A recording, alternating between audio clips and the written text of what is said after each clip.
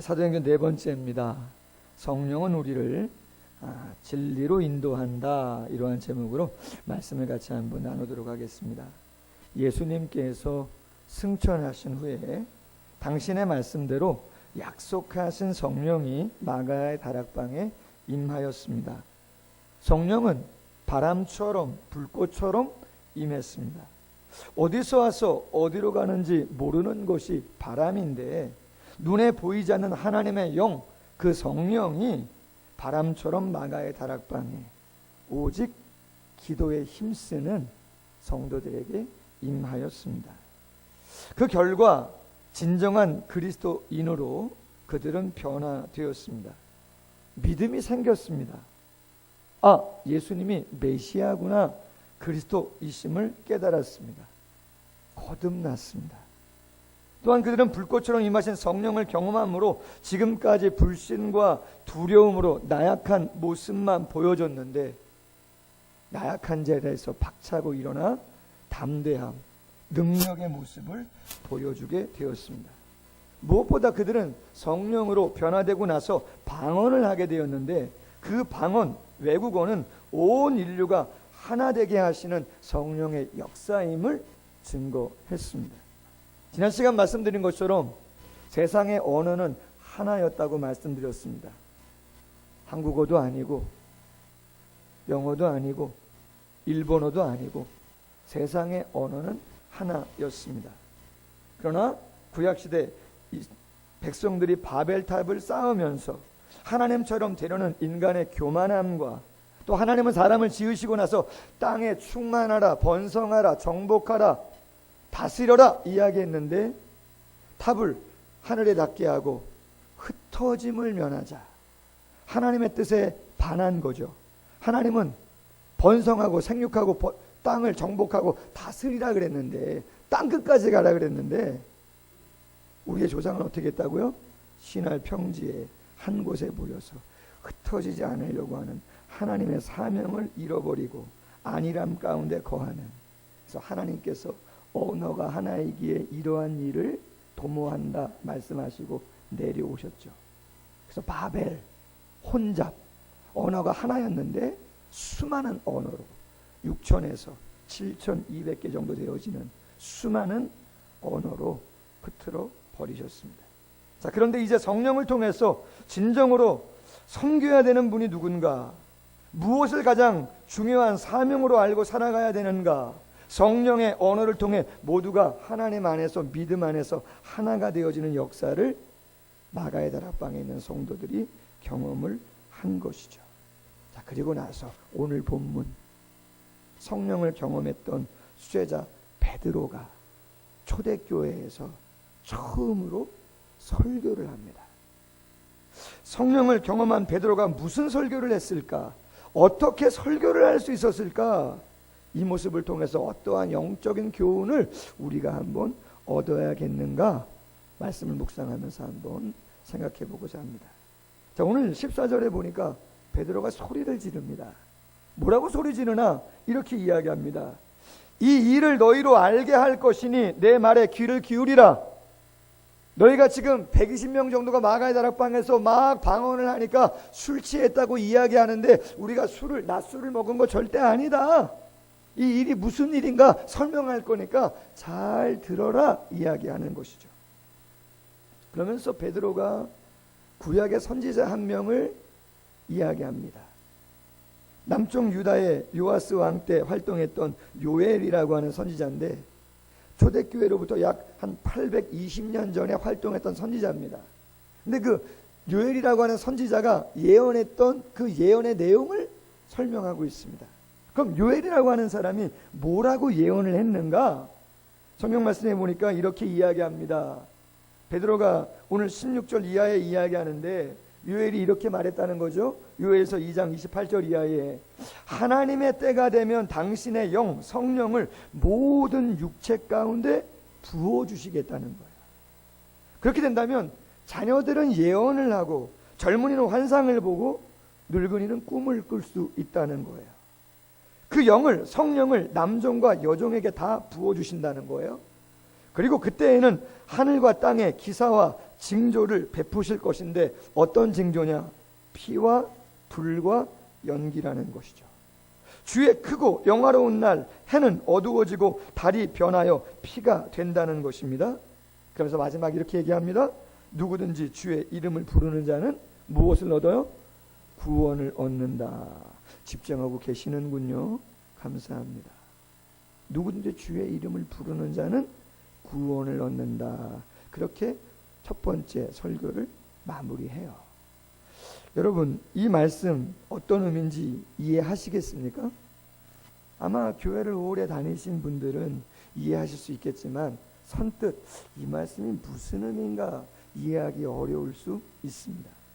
여러분, 때가 되면 하나님께서 성령을 우리 안에 충만하도록 임재하도록 부어주신다는 거예요. 근데 그 영은 성부 하나님, 성자 예수님, 성령 하나님, 삼위 되시는 성령님 그분이신데 그분은 영이시기 때문에 우리 2.0의 시각으로는 볼 수 없는 분이에요.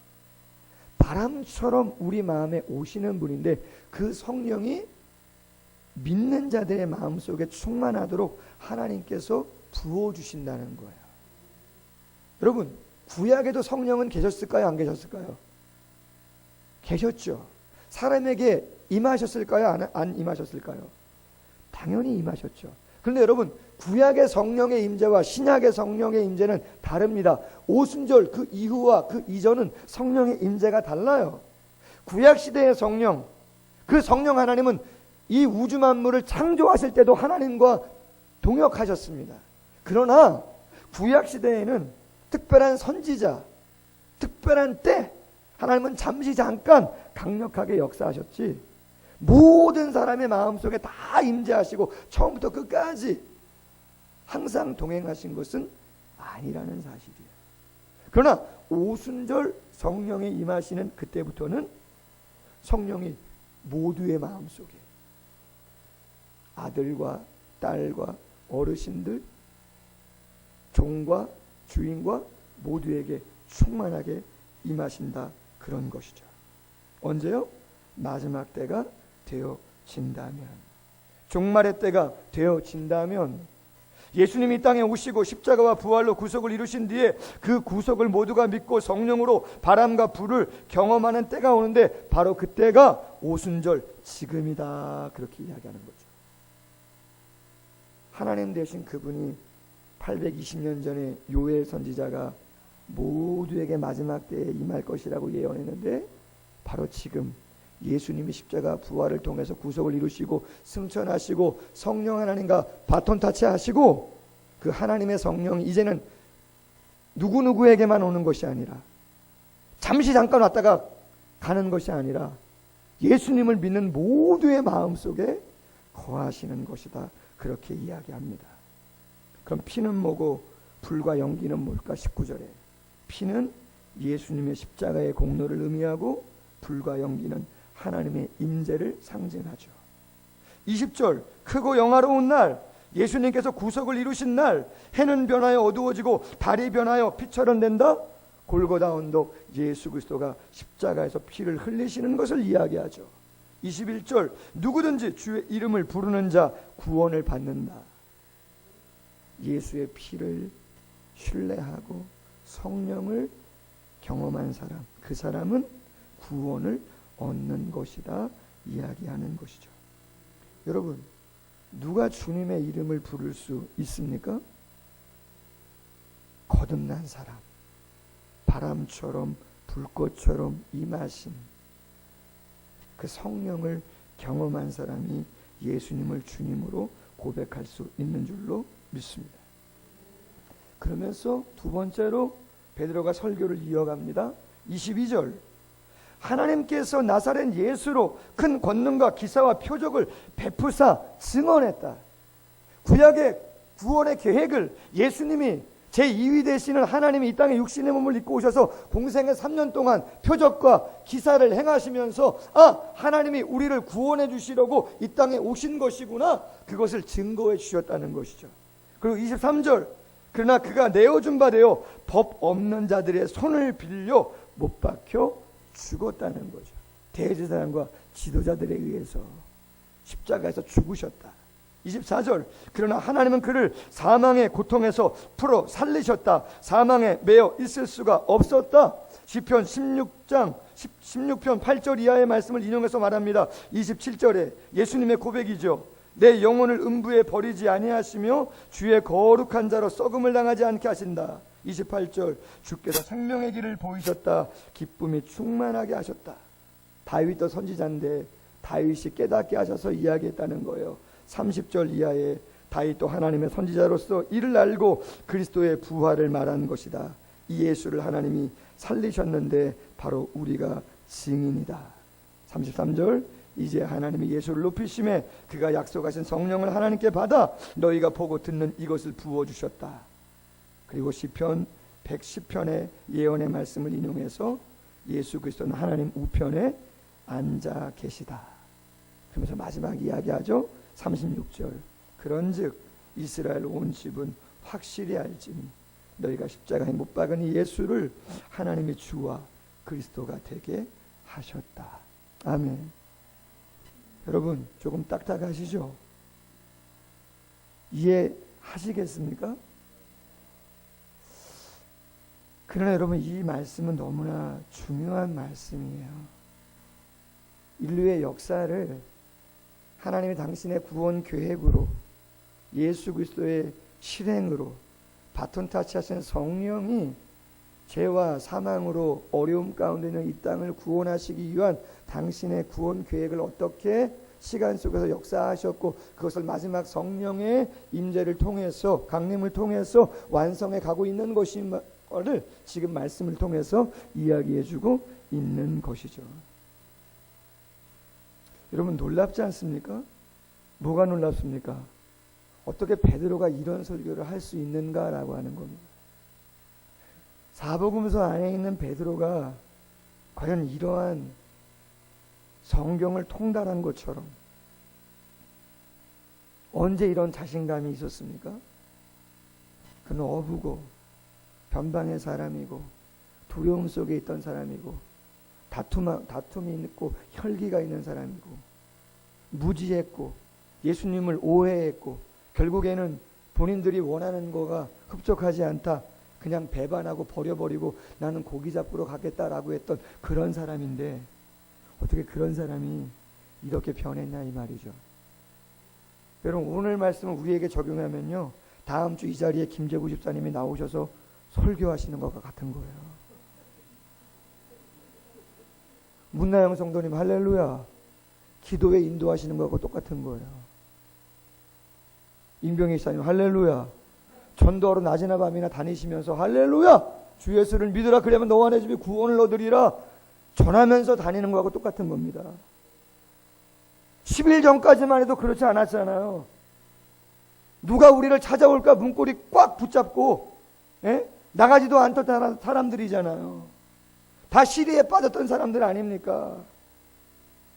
그런데 10일 동안 위로부터 약속하신 성령을 기다리라고 이야기하고 예루살렘에서 오로지 기도에 힘썼더니 약속하신 성령이 임하자 바람처럼 임하신 불꽃처럼 임하신 신비한 연합으로 내 안에 계시는 성령을 주체할 수 없어서 예수님이 누구시구나, 삶이란 것이 무엇이구나, 인생이 무엇이구나, 이 세상이 어떻게 흘러가고 있는 것이구나 부인할 수 없는 것이죠. 할렐루야. 그래서 소리를 외치는 거죠. 우리 술 취한 거 아니다. 인류가 어떻게 흘러가고 있는지, 이 성령의 임하심의 은혜가 무엇인지 너희들에게 이야기하겠다 이야기하는 것이죠. 그렇다면 여러분 마가의 다락방에 임한 이 성령은 구체적으로 어떤 분이시기에 도대체 하시는 일 여러 가지 있지만 어떤 분이시기에 베드로를 이렇게 변화시켰나 그거죠. 예수님께서 생전에 제자들에게 이런 말씀을 하신 적이 있습니다. 요한복음 14장 16절 이하 잘 하시는 말씀이에요. 내가 아버지께 구하겠으니 그가 또 다른 보혜사를 너희에게 주사 영원토록 너희와 함께 있게 하겠다. 근데 그 보혜사가 누굽니까? 성령이죠. 성령, 우리 안에 계시는 성령, 오순절 마가의 다락방에 임했던 성령. 근데 그 성령은 어떤 분이시냐? 이렇게 이야기해요. 그는 진리의 영이라. 세상은 능히 그를 받지 못하나니 이는 그를 보지도 못하고 알지도 못한다. 왜? 성령은 바람처럼 임하시는데 어떻게 볼 수가 있겠어요? 어떻게 알 수가 있겠어요? 그러나 너희는 그를 아나니 그는 너희와 함께 거하시며 너희 속에 계시겠음이라. 할렐루야. 성령, 그가 너희에게 모든 것을 가르치고 내가 너희에게 말한 모든 것을 생각나게 하리라. 요한복음 16장 13절. 진리의 성령이 오시면 그가 너희를 모든 진리 가운데로 인도하시리니. 할렐루야. 여러분, 성령은 우리를 진리 가운데로 인도한다는 거죠. 우리의 어두운 영을 밝히신다는 거예요. 본질을 보게 한다는 거죠. 영원한 것을 보게 한다는 거예요. 이건 놀라운 일인 것이죠.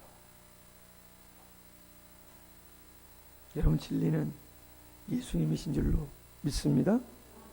진리는 영원토록 변하지 않는 하나님의 말씀인 줄로 믿습니다. 성령이 우리를 그 예수님에게 기록된 말씀에게 다가가게 하셔서 구주로 믿게 하시고 진리로 믿게 하셔서 지금까지는 이 사람 말 저 사람 말 듣게 했지만 내 마음에서 나오는 이야기를 듣게 했지만 이제는 그 소리를 듣지 아니하고 성령의 소리, 진리의 소리를 따라 삶을 살아가도록 우리를 바꾸어 주신다는 거죠. 아멘. 여러분 다 그러한 체험을 하신 줄로 믿습니다. 말씀 많이 드렸습니다. 어릴 때부터 신앙생활 했습니다. 눈 뜨니까 교회를 제가 다니고 있더라고요.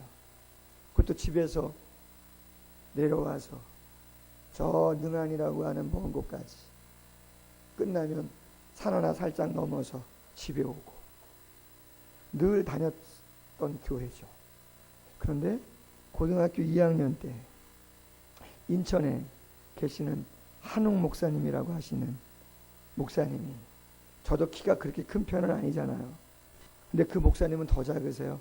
160도 안 됐던 것 같아. 제가 봐도 제가 봐도 어렸으니까. 그 키가 작으셨으니까.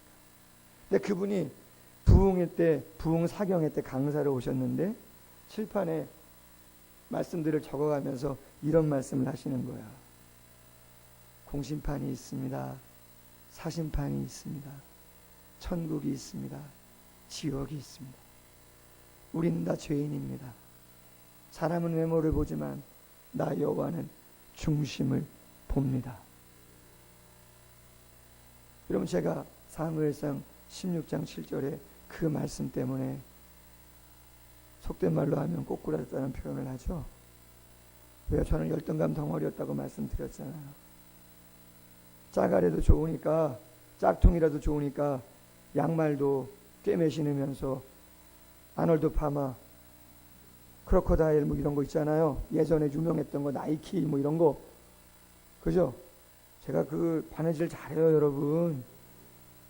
제가 목회 안 하면 할 일 많아요. 할 일 많은 사람이에요, 제가.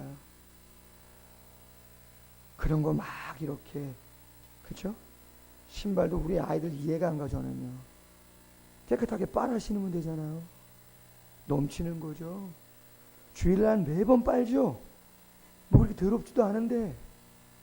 파란 슬리퍼 있잖아요, 고무로 된 거. 그것도 그렇게 그냥 빨고. 왜 그러는 거예요? 잘 보이려고요. 없어 보이지 않으려고요. 공부를 그렇게 못한 것도 아닌데 더 잘하는 애들, 싸움도 잘하는 애들, 그런 애들하고만 친구하려고 그러죠.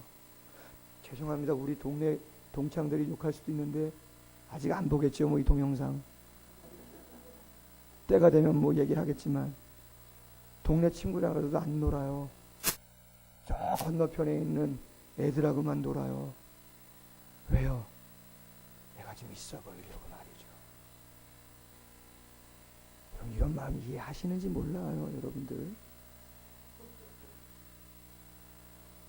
근데 고등학교 2학년 때 그 목사님의 한 말씀이 제 마음을 완전히 꽂혔어요. 사람은 외모를 보지만 나 여호와는 중심을 본다는 거죠. 세상을 창조한 분이 믿어지는데 이 세상을 주관하시는 하나님이 믿어지는 거 이상하게. 할렐루야.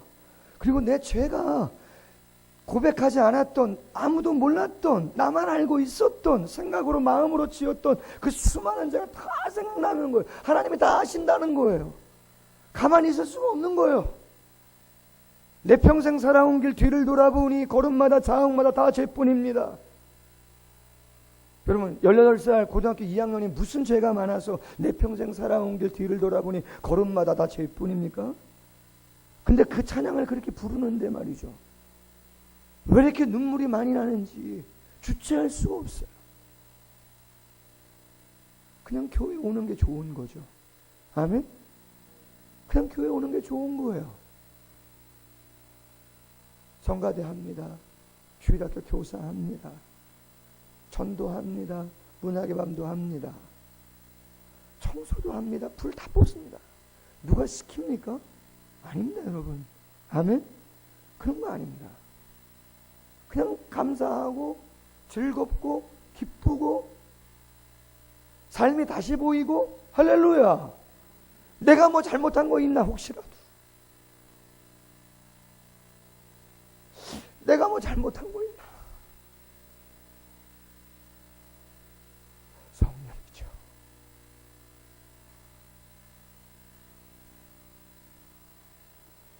여러분도 다 그러한 체험 하신 줄로 믿습니다. 성령은 대단하죠. 근데 여러분 중요한 게 있어요. 오순절날 임했던 그 성령을 베드로하고 다른 사람들이 경험했는데 사도행전 28장이 끝날 때까지 슬럼프가 없는 건 아니에요. 두려움이 없는 건 아니에요.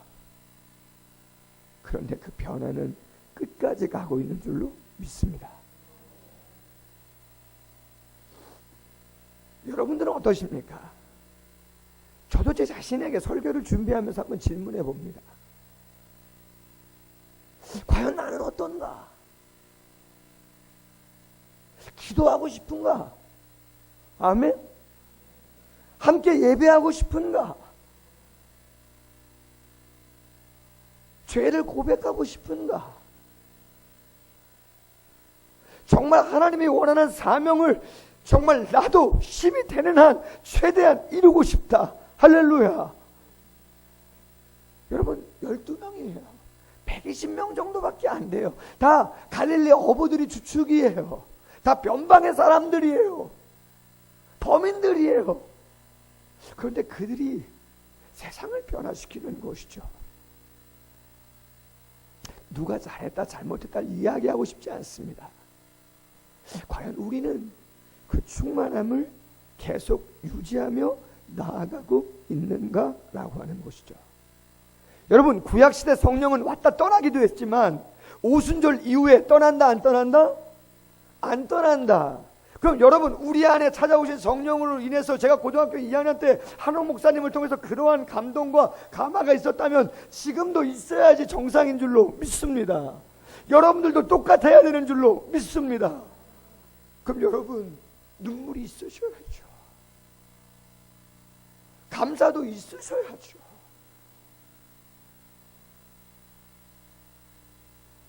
저는 조금 눈물이 많죠. 여러분은 없으시더라도 그래도 여러분 스스로의 감사에 표현할 수 있는 그 감사의 표현이 여러분의 삶으로 고백되어야 하는 줄로 믿습니다. 그게 정상이죠. 예수님은 이렇게 말씀하셨어요. 누가복음 21장 34절에 너희는 스스로 조심해라. 조심해라. 그렇지 않으면 방탕과 술 취함과 생활의 염려로 마음이 둔하여지고 뜻밖의 그날이 덫과 같이 너희에게 임할 수 있다. 로마서 8장 13절 이하. 영으로서 몸의 행실을 죽이면 살리니 무릇 하나님의 영으로 인도함을 받는 사람은 곧 하나님의 아들이다. 할렐루야.